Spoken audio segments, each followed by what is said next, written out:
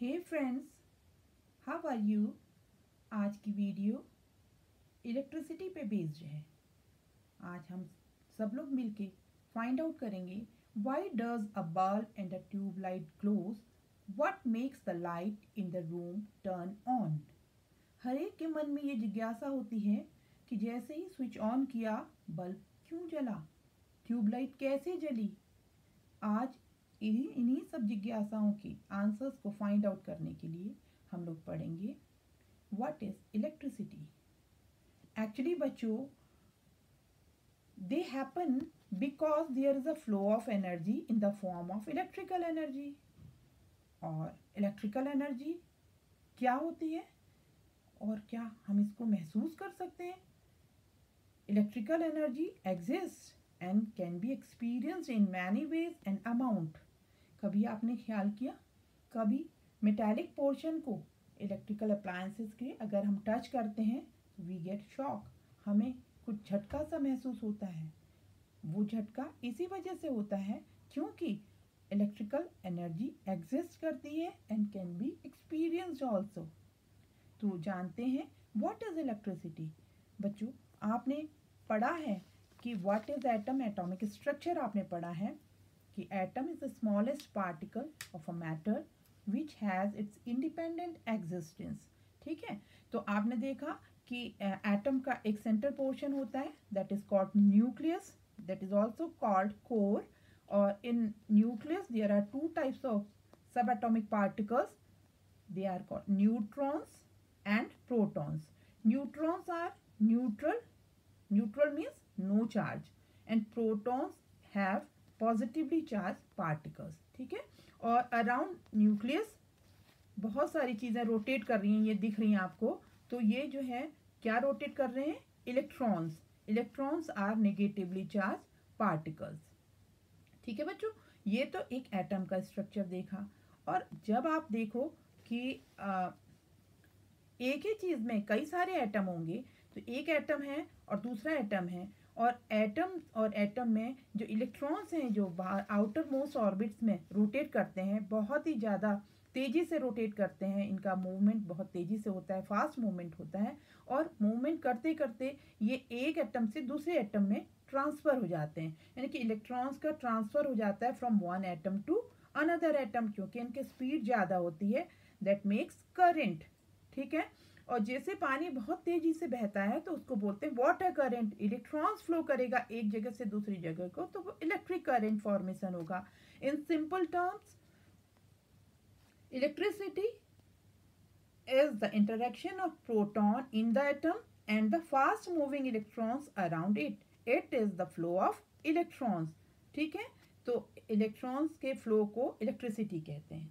अब इसके आगे हम आगे पढ़ेंगे कि बच्चों व्हाट इज स्टैटिक इलेक्ट्रिसिटी। बचपन से आपने देखा कि कई सारी चीजें नॉन मेटालिक होती हैं। नॉन मेटालिक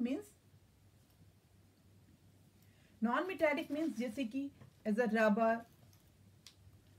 प्लास्टिक, और कई सारी चीज़ें ऐसी होती हैं कि नॉन मेटालिक, रबर है, प्लास्टिक है, ग्लास है।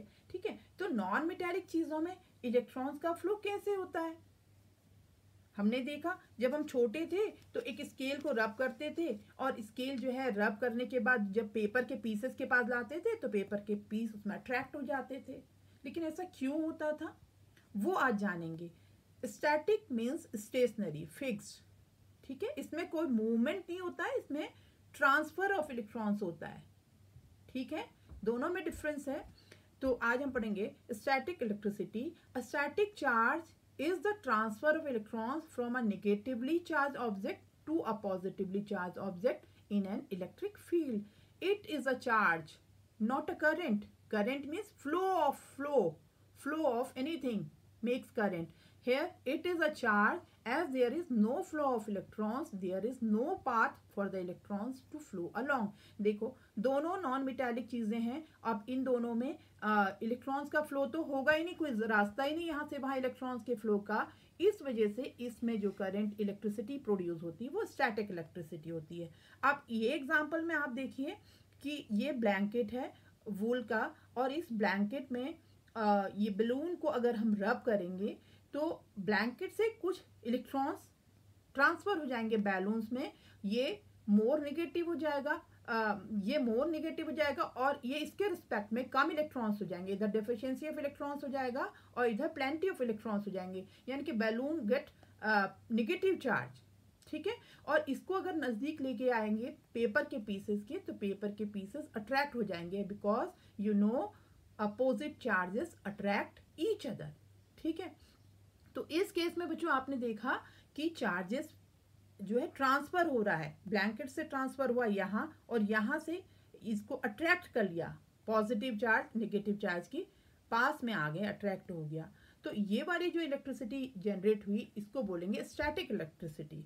और सेम आज से हम पढ़ रहे थे बचपन से कि लाइटनिंग लाइटनिंग, और लाइटनिंग की वजह क्या थी, वो भी स्टैटिक इलेक्ट्रिसिटी है। आज ध्यान से पढ़ेंगे, व्हेन रेन क्लाउड्स फॉर्म, जब रेन क्लाउड्स बनते हैं बच्चों, the ice particles and water droplets in the cloud रब अगेंस्ट ईच अदर। ठीक है, अब जब ये रबिंग होती है तो वाटर ड्रॉपलेट्स और आइस पार्टिकल्स आपस में रब करने से चार्जेस को लूज करते हैं, they losing a lot of charges, दोनों में चार्जेस की कमी हो जाती है। और जब when other lighter cloud come to in contact with the rain cloud, अगर दूसरा क्लाउड उसके पास में आ गया तो इसके पास ज़्यादा चार्जेस है, उनके पास कम चार्जेस है, what happens, electrons are discharge, यानी कि transferred into the rain cloud. Rain cloud के पास इलेक्ट्रॉन्स कम हो गए थे तो दूसरे क्लाउड से उसमें चले गए बहुत सारे इलेक्ट्रॉन्स एक साथ।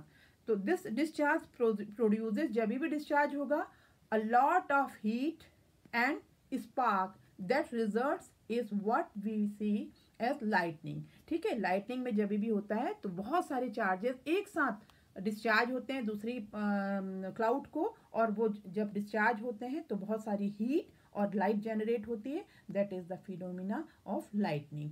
ठीक है, और बच्चों जब भी दो बॉडीज आपस में रब करती हैं तो रब करने से हीटअप हो जाती हैं, और हीटअप होने से इलेक्ट्रॉन्स को मूवमेंट करने के लिए बहुत ही सारी एनर्जी मिल जाती है, तो मूवमेंट, एक इलेक्ट्रॉन्स एक बॉडी से दूसरी बॉडी में इजीली चले जाते हैं। That's all for today, thank you.